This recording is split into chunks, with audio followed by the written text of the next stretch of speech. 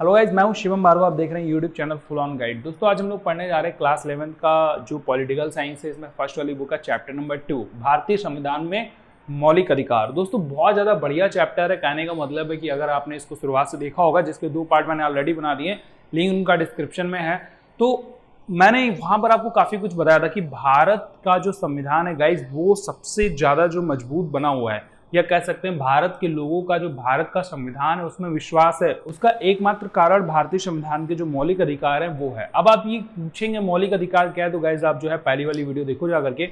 Guys इस chapter के दूसरे पार्ट और इस बुक के दूसरे चैप्टर्स पाने के लिए ये वाला जो पेज आपको दिखाई दे रहा है, आप इस पेज पर जा सकते हैं। इस पेज की लिंक आपको डिस्क्रिप्शन में देखने को मिल जाएगी, जहां पर आप सभी चैप्टर्स और सभी उनके जितने भी पार्ट्स मेरे द्वारा बनाए गए हैं वो सारे लिस्टेड कर दिए मैंने। आप बड़े आराम से दोनों को चेकआउट कर सकते हैं। अभी हम लोग गाइस पढ़ने जा रहे हैं छठे में से तीसरा अधिकार, यानी कि 2 अधिकार मैंने आपको पढ़ा दिए। कौन कौन से? समानता का अधिकार और स्वतंत्रता का अधिकार। इसके बाद में गाइस आज हम लोग पढ़ने जा रहे हैं शोषण के विरुद्ध अधिकारों के बारे में, फिर हम लोग पढ़ेंगे धार्मिक स्वतंत्रता के अधिकारों के बारे में, फिर हम लोग पढ़ेंगे संस्कृति एवं शिक्षा संबंधी अधिकारों के बारे में। तो सबसे पहले बात कर लेते हैं शोषण के विरुद्ध अधिकारों के बारे में। जैसा कि आपको पता है भारतीय संविधान में जो है अनुच्छेद यानी कि आर्टिकल्स बने हुए हैं। तो गाइस आर्टिकल नंबर 23 और 24 में आपका शोषण के विरुद्ध अधिकारों के बारे में बात की गई है। शोषण के विरुद्ध अधिकार क्या होते हैं? सबसे पहले आपने शोषण शब्द को ध्यान दिया होगा। शोषण का मतलब होता है किसी का शोषण करना, ऑब्जर्वेशन करना, या फिर हम कह सकते हैं कि किसी से जबरदस्ती कोई काम कराना, ठीक है ना। तो यहां पर आप देखोगे मैंने पहला पॉइंट दिया है बंधुआ मजदूरी पर रोक। क्या मतलब हुआ, इसको मैं डिटेल से समझाता हूं, आप ध्यान से समझो। पुराने जमाने में गाइस यहाँ पर बहुत सारे जमींदार, सूदखोर, ये इत्यादि टाइप के बहुत सारे लोग हुआ करते थे और वो जबरदस्ती किसी से जो है काम कराया करते थे। अब जबरदस्ती काम कराने का मतलब यहाँ पर ये भी हो जाता है कि बहुत कम सैलरी में काम कराना, या फिर कह सकते हैं कि उनसे जबरदस्ती जो काम वो ना करना चाहें वो भी कराते रहना। इसके लिए उनके पिता से उनको खरीद लेना, दास बना लेना, ये सारी चीज़ें बंधुआ मजदूरी के रूप में आती हैं। आज भी भारत में बहुत सारी ऐसी जगह हैं जहां पर ये बंधुआ मजदूरी कराई जाती है। जैसे कि ईंट भट्टे के जितने भी फैक्ट्रीज हो गए, वहां पर बहुत सारे आपको बंधुआ मजदूर देखने को मिल जाएंगे। या फिर गांव के साइड में आप देखोगे जाकर के, कुछ लोग ऐसे देखने को मिलेंगे जो मजबूर हैं वही काम करने के लिए, वो चाह करके भी दूसरा काम नहीं कर सकते। पहला रीजन ये है कि उनके ऊपर इतना ज़्यादा कर्ज होता है कि वो अपने कर्ज को चुकाते चुकाते काफ़ी लंबे टाइम तक की जो है किसी जमींदार के अंडर पे काम करते रहते हैं। या फिर कई बार ऐसा होता है कि उनके यहाँ पर आसपास में कोई ऐसे संसाधन ही अवेलेबल नहीं होते हैं कि वो उस काम को छोड़ करके कोई दूसरा काम कर सकें। तो यहाँ पर बहुत ही कम सैलरी में उनको जबरदस्ती कुछ ऐसे काम करने पड़ते हैं। तो हालांकि ये जो ईंट भट्टे वाला काम मैंने आपको बताया, ये अभी तो हमारे देश में जो है इस पर रोक लगा दी गई है, इसको अपराध घोषित कर दिया गया है, लेकिन फिर भी ये कई जगहों पर चोरी चुपके से कराया जाता है। ये दोस्तों पूरी तरीके से मना किया गया हमारे भारत सरकार द्वारा। आर्टिकल नंबर 23 यानी कि 23वें नंबर का जो अनुच्छेद है उसमें लिखा हुआ है कि किसी भी प्रकार की बंधुआ मजदूरी किसी भी वर्ग के लोगों से नहीं कराई जाएगी। गाइस बात करते हैं अगर हम 24 नंबर के आर्टिकल की, तो 24 नंबर का आर्टिकल बहुत ज़्यादा ज़बरदस्त है। कहने का मतलब है कि इस आर्टिकल के आने से ना बहुत सारी चीज़ें चेंजेस हो गई, क्योंकि पहले जब अंग्रेज अपने देश में थे तो उन्होंने बहुत ज़्यादा काम जो है बच्चों से कराया था। और सबसे खास बात, बच्चों से जो है बहुत ही ज़्यादा जोखिम भरे काम कराए जाते थे, जैसे कि कोयले की खानों में जाना, या फिर जो है किसी कोयले की खान में जाकर के कुछ नए नए रास्ते ढूंढते रहना, कुछ गहराई वाली जगहों पर काम करना, कुछ विस्फोट वाली जगहों पर काम करना। कई जगह पर जैसे कोई खेती वगैरह हो रही है खतरनाक सी, जो वहाँ पर खेती नहीं की जानी चाहिए, उदाहरण के लिए अफीम वगैरह की खेती हो गई, तो वहाँ पर इन बच्चों का, छोटे छोटे बच्चों का जो है प्रयोग किया जाता था काम कराने में। दोस्तों बहुत ज़्यादा फायदे ये होते थे कि बच्चे आसानी से उन कोयले की खानों में चले जाते थे, पतले होते थे, छोटे होते थे, ठीक है। और सबसे बड़ी बात ये कि कम सैलरी में काम करते थे और इतना मारा पीटा जाता था कि डर से वो काम कंटिन्यूअसली करते भी रहते थे। तो दोस्तों ये काफ़ी ज़्यादा बुरी बात थी, लेकिन अच्छी बात ये है कि भारत सरकार ने अपने देश का संविधान बनाते समय ये जो नियम है ये लागू कर दिया। आर्टिकल नंबर 24 में वो कह दिया कि कोई भी जोखिम वाला कार्य तो बच्चा करेगा ही नहीं। दूसरी चीज़, यहाँ पर एक और चीज़ आपको देखने को मिलेगी, वो है बाल मजदूरी पर रोक। क्या मतलब हुआ इसका?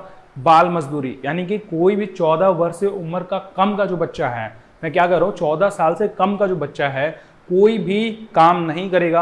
आपने देखा होगा कि हर एक गांव में, हर एक जगह पर निःशुल्क शिक्षा दी जा रही है 14 वर्ष से कम उम्र के बच्चों को, यानी कि 8वीं क्लास तक की जो पढ़ाई है वो सरकार हमारी देती है, कॉपी किताब का खर्च देती है, साथ में कुछ व्यवस्थाएं भी देती है। तो ये सब कुछ सरकार की तरफ से एक ऐसा कदम है कि किसी भी बच्चे को मतलब शिक्षा से वंचित ना रहना पड़े, उसको मजदूरी ना करनी पड़े अपने जीवन यापन के लिए। अब बहुत सारे लोग यहाँ पर बोलते हैं कि भाई हमारे पास में बच्चों के पास में खाने को खाना नहीं है, तो सरकार उसकी भी व्यवस्था करती है। आपको जो है अभी तो कोविड का दौर चल रहा है, इसको अगर छोड़ दे तो इससे पीछे का दौर देखिए तो वहां पर बच्चों को पढ़ाई के साथ में खाना भी दिया जाता था, सिर्फ इसी रीजन से कि वो खाने के लालच में कम से कम एटलीस्ट वो पढ़ने तो जाएं। तो गाइस इसी चीज को हम कह सकते हैं कि हमारे देश का जो 24वें नंबर का अनुच्छेद है वहां पर बाल मजदूरी को और जोखिम भरे कामों से बच्चों को दूर रखा गया है। 14 वर्ष से कम उम्र के जितने भी बच्चे हैं उनसे कोई भी काम कराने को बैन किया गया है पूरी तरीके से। अब दोस्तों हम लोग बात करते हैं आगे की तरफ में। आगे का जो अनुच्छेद है 25 से लेकर के 28 तक दोस्तों बहुत ज़्यादा जबरदस्त अनुच्छेद है। जबरदस्त मैं इसलिए कह रहा हूँ क्योंकि इन अनुच्छेदों के बाद में तो भारत की जो रूपरेखा है वो पूरी तरीके से चेंज ही हो जाती है। तो यहाँ पर सबसे पहली जो बात करते हैं वो करते हैं धार्मिक स्वतंत्रता के अधिकारों में धर्म को मानने, पालन करने, प्रचार प्रसार करने का अधिकार जो कि हमको मिलता है आर्टिकल नंबर 25 में। आर्टिकल नंबर 25 के अकॉर्डिंग गाइज हम सब जानते हैं कि भारत में अगर हम मूल रूप से धर्मों की बात करें तो हमारे सामने 4 धर्म निकल के आते हैं, ठीक है ना। 4 धर्म निकल के आते हैं, हम चारों में से कोई सा भी चुन सकते हैं। अब बहुत सारे बोलेंगे अच्छा हिंदू जो है वो कोई दूसरे धर्म में जा सकता है या कोई दूसरे धर्म का इस धर्म में आ सकता है, डेफिनेटली ऐसा हो सकता है। लेकिन दोस्तों यहाँ पर कई सारे अपवाद भी आते हैं। कहने का मतलब है कि किसी को कोई भी धर्म चुनने की पूरी छूट है अपने देश में। कोई हिंदू है वो मुसलमान बन सकता है, कोई मुसलमान है वो हिंदू बन सकता है, या फिर कोई भी दूसरे धर्म का व्यक्ति किसी भी दूसरे धर्म में जा सकता है, अपना धर्म परिवर्तन करा सकता है। मूल रूप से 4 धर्म है, ऐसे करके तो बहुत सारे धर्म हो जाएंगे गाइस, तो उन सभी का परिवर्तन भी पॉसिबल है।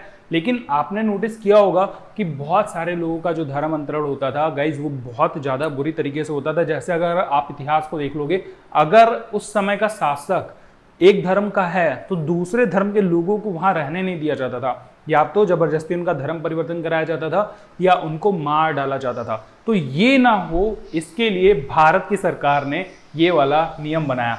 अब यहाँ पर देखिए आपको पहला पॉइंट तो मैंने क्लियर किया, धर्म को मानना। जैसे आप मान लो सपोज करो कि आप जो है हिंदू हैं, ठीक है, और कोई दूसरा ईसाई धर्म का व्यक्ति आपसे कह रहा है हमारे ईसाई धर्म में आ जाओ, बहुत अच्छा है, ये अच्छा है, वो अच्छा है, ऐसे करके अब से कोई ईसाई धर्म का जो है अपने धर्म को मानने के लिए कहता है, या कोई ईसाई धर्म को आप हिंदू बनने के लिए जबरदस्ती कहते हो, वो चीज यहाँ पर पॉसिबल नहीं होगी अपने देश में। जबरदस्ती यहाँ पर नहीं चलेगी। आप सिर्फ किसी को उसको पालन करने के लिए कह सकते हो, ना कि जबरदस्ती उस पर थोप सकते हो। ये भी हमारे देश की संविधान में लिखा हुआ है। तो कहने का मतलब है कि धर्म कोई भी मानो, ठीक है, धर्म आप कोई भी मानो, लेकिन यहाँ पर किसी से जबरदस्ती मनवा नहीं सकते। आप चाहे किसी धर्म का पालन करो, चाहे किसी धर्म का प्रचार प्रसार करो, लेकिन यहाँ पर जबरदस्ती किसी पर फोर्स नहीं किया जा सकता। यह आर्टिकल नंबर हमारा 25 कहता है।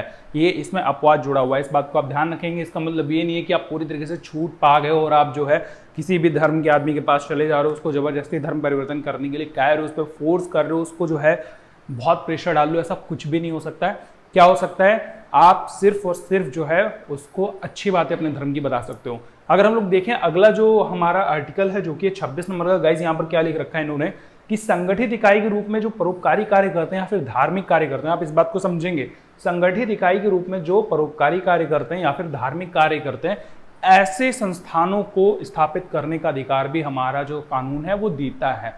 क्या मतलब हुआ गाइज, मतलब बहुत ही ज्यादा क्लियर है। जैसे कि बात करते हैं हिंदू धर्म की। हिंदू धर्म में आपने देखा होगा बहुत सारे बड़े बड़े मंदिर होते हैं, फिर बहुत सारे आपके जो है संगठन बने होते हैं। जैसे मैं नाम नहीं लेना चाहूँगा बहुत सारे लोगों के, आप संगठन के रूप में समझ लो कोई ग्रुप होता है, उसमें बहुत सारे लोग जो हैं धीरे धीरे जुड़ते जाते हैं, वो ग्रुप बहुत बड़ा हो जाता है, उनको मानने वाले लोग बहुत दूर दूर से आते हैं, अनुयायी होते हैं। तो गाइज इनको भी स्थापित करने का जो अधिकार है वो हमारे देश का जो संविधान है वो देता है। ये लिखा हुआ है आपके आर्टिकल नंबर 26 में। मतलब परोपकारी कार्य करना या धार्मिक कार्य करने वाले जो संगठन हैं उनके लिए हमारे देश में एक आर्टिकल बना हुआ है।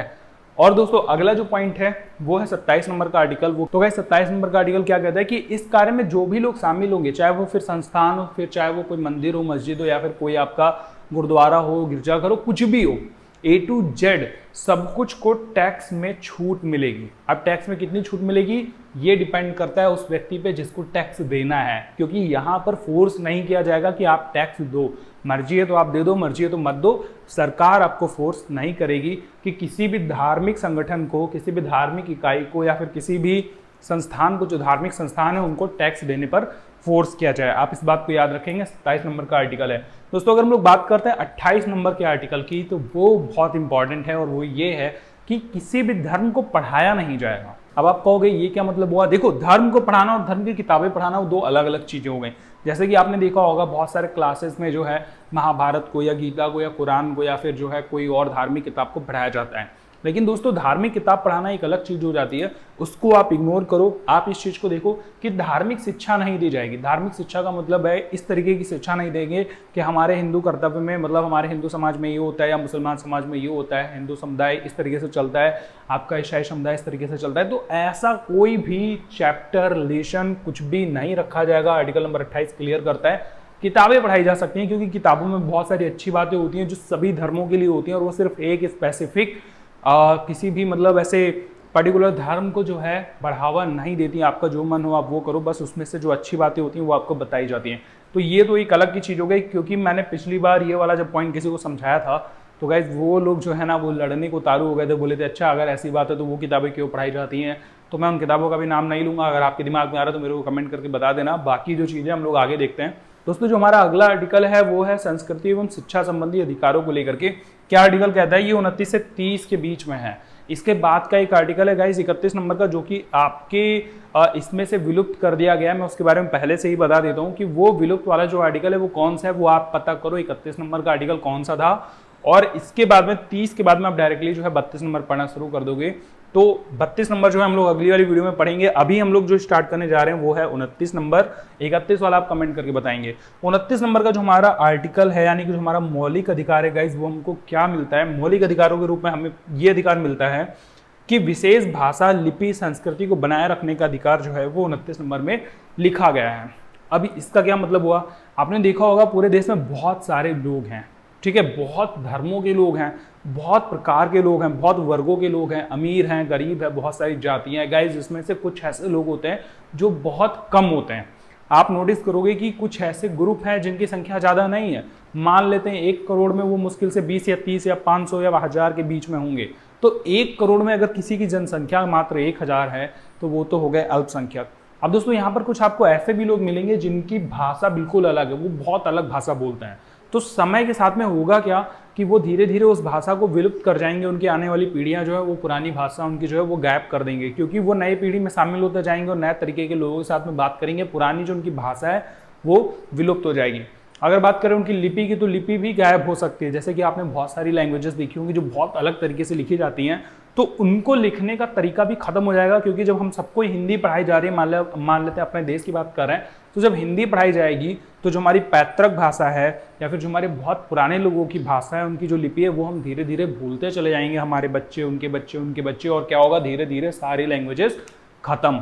तो ऐसा ना हो, इसके लिए लिपि हो गई, भाषा हो गई या संस्कृति हो गई दोस्तों, इनको भी सेव करने का, इनको सुरक्षित रखने का, इनको लंबे समय तक चलाने के लिए हमारे देश का जो कानून है वो अधिकार देता है। और वो अधिकार हमारे 29 नंबर के अनुच्छेद में सुरक्षित किया गया है। कौन सा मौलिक अधिकार है? कि देश में जो अल्पसंख्यकों की भाषा हो गई, चाहे वो विशेष भाषा इसीलिए कही जाएगी क्योंकि उसको बहुत कम लोग बोलते हैं, उनकी लिपि हो गई, उनकी संस्कृति हो गई, उसको सुरक्षित बनाए रखने के लिए हमारा 29 नंबर का आर्टिकल जो है, अनुच्छेद जो है, वो एक मौलिक अधिकार देते हैं। इसके बाद में गाइस, इन अधिकारों को हम कैसे सुरक्षित रख सकते हैं? आप इस पर भी तो विचार करो। मतलब क्या कर सकते हैं हम इसके लिए? 4 आदमी हैं, एक अलग सी भाषा बोलते हैं, और वो भाषा कैसे उसको सुरक्षित रखा जा सकता है? ये 4 आदमी धीरे धीरे इनकी ज़िंदगी जो है एक समय बाद ख़त्म हो जाएगी। इनके जो बच्चे हैं वो मॉडर्न टाइप के होंगे। तो इसको बचाए रखने के लिए सबसे बेस्ट ऑप्शन है वो होता है इनका स्कूल, कॉलेज, संस्थान, ठीक है। तो इनको चलाए रखने का भी अधिकार हमारा 30 नंबर में सुरक्षित है, जहाँ पर ये बताया गया है कि किसी विशेष धर्म, किसी विशेष लिपि, संस्कृति या अल्पसंख्यकों की शिक्षण संस्थान चलाए रखने के लिए, उनको चलाने के लिए, उनको प्रशासन द्वारा खर्चा दिलवाने के लिए, उनको संचालित करने के लिए 30 नंबर में हमारा आर्टिकल सुरक्षित किया गया है, जहाँ पर ऐसा मौलिक अधिकार मिलता है जिसमें गाइस हम अपनी संस्कृति, भाषा या जो लिपि है इसको संरक्षित रख सकते हैं अगर वो विशेष पड़ती है तो। आशा करता हूँ गाइस ये सब कुछ आपको समझ में आ गया होगा। जितनी भी चीज़ें अगर आपको ये फिर से समराइज करनी तो आप मेरे को कमेंट करके बताना। जब चैप्टर का लास्ट पार्ट होगा मैं उसमें आपको ये सारा टॉपिक फिर से एक बार कवर कराऊंगा और एग्जाम के टाइम पर इसका जो है समरी पढ़ाऊंगा ताकि आप सारी चीज़ों को कवर कर सके। दोस्तों इसका जो 6 नंबर का हमारा मौलिक अधिकार है वो मैं पढ़ाऊंगा आपको अगले आने वाली वीडियो में, और उसमें 6 नंबर का मौलिक अधिकार साथ में मैं आपको पढ़ाऊंगा नीति निर्देशक तत्व, मौलिक अधिकार, मौलिक अधिकारों, नीति निर्देशक तत्वों में क्या समानताएं हैं, क्या अंतर है, और इस चैप्टर में कौन कौन से आर्टिकल्स कब कब से रिमूव कर दिए गए, किस किस संविधान के कारण वो रिमूव किए गए। दोस्तों वो सारी बातें जो हैं आने वाली वीडियो में मैं आपको पढ़ाता रहूँगा। तो इस चैप्टर को पढ़ने के लिए कंटिन्यूअसली मेरे चैनल को सब्सक्राइब कर लो और साथ में इस वीडियो को लाइक कर देना और अपने दोस्तों के साथ में शेयर कर देना, क्योंकि वो मेरी फीस हो जाएगी जो कि मुझे मिल जाएगी। और दोस्तों सबसे ज़्यादा इंपॉर्टेंट बात ये है कि हमारे टेलीग्राम ग्रुप पे आकर के जुड़ जाओ, जहाँ हम लोग कंटिन्यूअसली ऐसे बहुत सारे कंटेंट को प्रोवाइड करते रहते हैं। और दोस्तों अगर आपको इस चैप्टर से रिलेटेड कोई भी डाउट है तो आप वो कमेंट करके बताइए। जब चैप्टर पूरा एंड होगा तो उस पर हम लोग एक लाइव वीडियो करेंगे जहाँ पर मैं आपके सारे कमेंट्स का, जितने भी आपके डाउट्स होंगे उन सबका आंसर कर दूंगा, आपके डाउट क्लियर कर दूंगा। तो मैं मिलता हूँ आपसे अगली वीडियो में, तब तक के लिए गुड बाय, टेक केयर, अपना ख्याल रखिए, हंसते रहिए, देखते रहिए फुल ऑन गाइड।